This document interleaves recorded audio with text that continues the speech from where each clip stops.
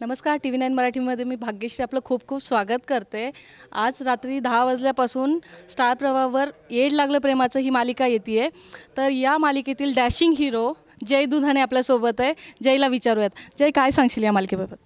खूप छान आहे आणि एक वेगळी गोष्ट आहे. म्हणजे आपण नेहमी एक पॅटर्न बघतो सिरियलचा आणि मग लोकं बोलतात अरे हे तर तसंच चाललं आहे, हे त्याच रूटवर चाललं आहे.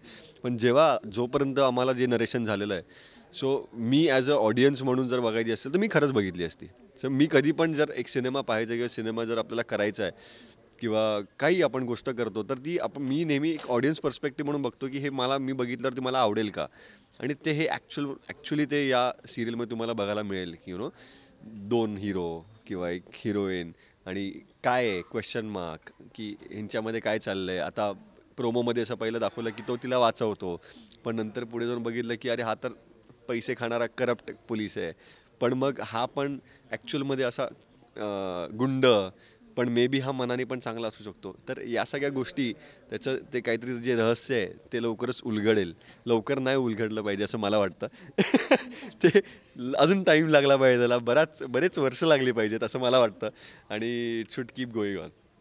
खरं तर तुला रियालिटी शोचा बादशाह म्हटलं तरी वावगं ठरणार नाही. रियालिटी शोमधून सिरियल विश्वात पदार्पण कसं निवडलंस हे?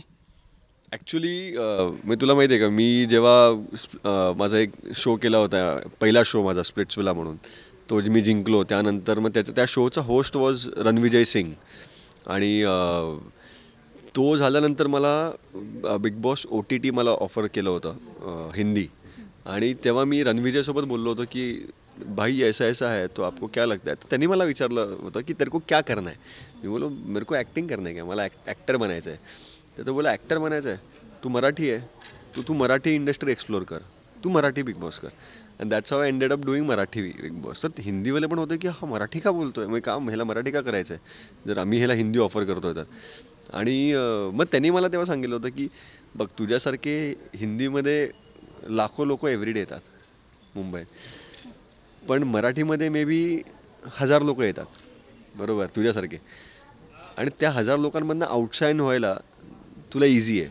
आणि जर तुझ्यामध्ये खरंच टॅलेंट असेल तर तू बॉलिवूडमध्ये सुद्धा येशील. सो पहिला तू हे कर. So that's how it all started. आणि मग रियालिटीमधनं ती जर्नी ही ॲक्टर म्हणून ही तशी पास ऑन झाली. बिकॉज नेहमीच ते डोक्यामध्ये होतं की मला ॲक्टर बनायचं आहे. पोलिसाची भूमिका करण्यासाठी फारच कष्ट घ्यावे लागतात. तर मग या भूमिकेसाठी तू कोणाची प्रेरणा घेतलीस? माझा काका आय थिंक तो पोलीस ऑफिसर आहे ना. तर मी त्याच्याशी एकदा बोललो होतो की अरे काय वाटतं कसं असतात पोलीस वगैरे. तो तुझ्यासारखेच असतात. जर तुझ्यासारखेच असला पाहिजे पोलीस, चपळ बॉडी, म्हणजे असं एकदम पण जास्त बिल्ड नाही पाहिजे, पण असं लीन. तर मी बोललो अरे वा, म्हणजे लहानपणी मी त्याला बघायचो ना, तर त्याची पण माझ्यासारखीच, म्हणजे असं तो थोडासा यूज होता, पण बिल्ड वगैरे एकदम फिजिक वगैरे एकदम मस्त. तर मी नेहमी असेच पोलीस बघितलेले आहेत की असेच असले पाहिजेत. म्हणजे उद्या जर कोणी काही इन्सिडेंट आला की 100 मीटर धावायचं आहे, तर त्यांना त्या चोरापेक्षा पण फास्ट धावलं पाहिजे किंवा त्या आरोपीपेक्षा पण फास्ट धावलं पाहिजे असं. बट पोलिसांची भूमिका म्हटली तर रिस्पेक्ट. आणि मला डिफेन्समध्ये नेहमीच लहानपणापासून जायचं होतं, डिफेन्स एक्सप्लोर करायचं होतं, बट ते करता आलं नाही. आणि नंतर मग हे इंडस्ट्री म्हणजे पोलिसांची आणि हे, पण तेही मला करता नाही आलं. But luckily I am so blessed. End of the day मला हा प्रॉपर युनिफॉर्म घालता येतो आहे. आणि आय होप की माझे पोलिसांमध्ये पण ती फॅन फॉलोईंग वाढावी, की ॲक्च्युअल जे रिअल लाईफ पोलीस आहेत त्यांच्यामध्ये माझी फॅन फॉलोईंग वाढावी. बिकॉज कसं आहे, आपली मैत्री त्यांच्यासोबत होणं ही पण एक मोठी गोष्ट आहे. तर असं चांगलं वाटतं. या सिरियलचं प्रोमो शूट पंढरपुरात झालं आहे आणि विठोबाशी प्रत्येकाचं एक वेगळं असं नातं आहे. तर तुझं विठोबाशी कसं नातं आहे? तुला माहिती आहे का, मी एकदाच गेलो आहे फक्त. ॲक्च्युली मी अक्कलकोटला सतत जातो, म्हणजे अक्कलकोट स्वामींकडे आणि तुळजापूर मी करतो. तर एक वेळा असं झालं की आम्ही बोललो की बिग बॉस नंतरच की आपण तिकडनं, पंढरपूर पण जवळ आहे म्हणजे परत यायला.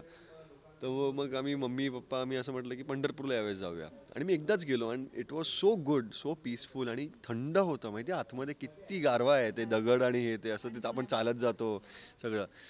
तर त्यांनी माझं वेलकम वगैरे केलं. कारण की उत्कर्ष तिकडचं आहे, तर उत्कर्षनी माझं दर्शनाचं वगैरे सगळं हे करून घेतलं होतं. आणि आय फेल्ट सो नाईस. तर मला पप्पानी सांगितलं होतं की तुला एकदा कधी असं येता आलं तर पंढरपूरची एक वारी निघते वर्षातनं एकदा, if I am not wrong, बरोबर ना? जेव्हा CM त्यांच्याकडेच तो अधिकार असतो जे पूजा करण्याचा. तर मी बाप्पांना ॲक्च्युली तशा 2 असतात, आषाढी आणि कार्तिकी. एका वारीला मुख्यमंत्री करतात, एका वारीला उपमुख्यमंत्री करत असतात, पण वारी आषाढीलाच असते. बरोबर ना? तर मी पप्पांना म्हटलं होतं की माझी खूप इच्छा आहे की मला त्या वारीला एकदा जायचं दर्शन. मला पप्पा बोलले, अरे खूप गर्दी असते जय, लोक 2-2, 3-3 दिवस लाईनीत रांगेत असतात उभे. मी बोललो पण ठीक आहे ना, एकदा माझी खूप इच्छा आहे, करायची आहे. आणि मी असं ते सांगितलं देवाला की एकदा येईन मी, त्या दिवशी येईन ज्या दिवशी तू मला किती पण दिवस उभं कर. त्या दर्शनाला 5 दिवस उभं केलंस, मी 5 दिवस उभं करेन आणि तुझं दर्शन घेऊन जाईन. यावेळी वारीला जाणार आहेस मग? जायची इच्छा आहे खूप. जर टाईम अलाव केलं किंवा देवाने मला तिकडनं खरंच सांगितलं की ये यावेळेस तू, कारण की हे देवस्थान आहेत ना, आपण किती विचार करू जायचं, कधीच होत नाही. ते तिकडनं कॉल देतात, ये Darshan. Thank you so much, thank you so much.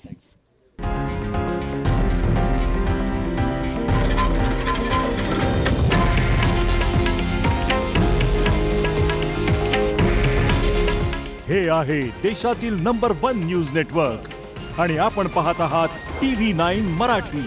काळजी तुमची, हित महाराष्ट्राचं.